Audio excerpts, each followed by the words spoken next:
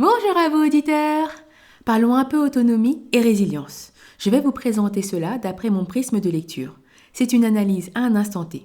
Peut-être que cela évoluera avec le temps et l'expérience, mais là où je pensais avoir du temps, il s'avère que les choses vont beaucoup plus vite que prévu. D'après des retours d'expérience, il n'est pas possible d'atteindre l'autonomie seule. Trop d'items à gérer pour une seule personne si le but est de vivre et non uniquement survivre. Parce que si on souhaite un repas chaud tous les jours, il est nécessaire de s'occuper du potager, de la basse-cour, mais également du logement, de la fourniture de l'énergie, du moyen de chauffage, etc. En famille, cela est un peu plus envisageable, et encore. Au niveau de la collapsologie, l'idée véhiculée est qu'en cas d'effondrement, l'entraide prévaudra par rapport au comportement individualiste. J'avoue être un peu sceptique, mais j'espère de tout cœur me tromper. Quand les instincts basiques reprendront le dessus et que les parents verront leur enfant avoir faim, nous ne serons plus forcément dans la bienveillance. Quand certains se préparent à une décroissance heureuse, d'autres se préparent à une survie sur le dos de ces mêmes décroissants. Donc, revenons à l'autonomie au niveau du village.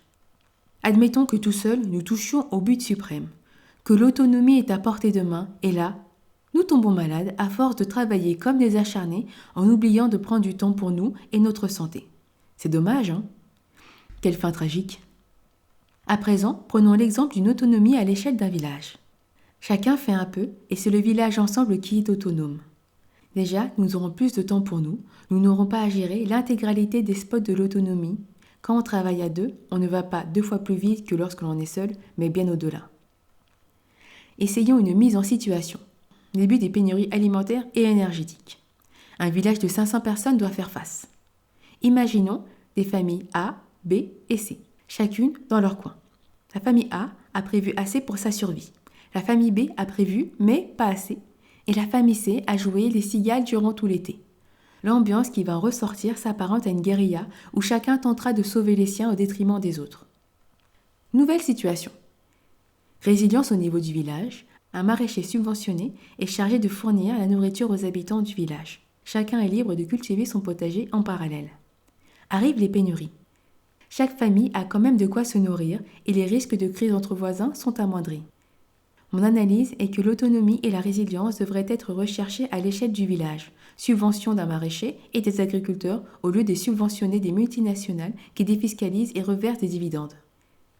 J'entends parler d'une sécurité sociale alimentaire qui d'après moi n'arrivera jamais ou sous certaines conditions. Oui, je veux payer des impôts pour ma sécurité alimentaire, pas pour engraisser des cabinets de conseil qui détruisent mon pays et son administration. Je me sens ponctionnée de plus en plus pour finalement avoir de moins en moins de services publics.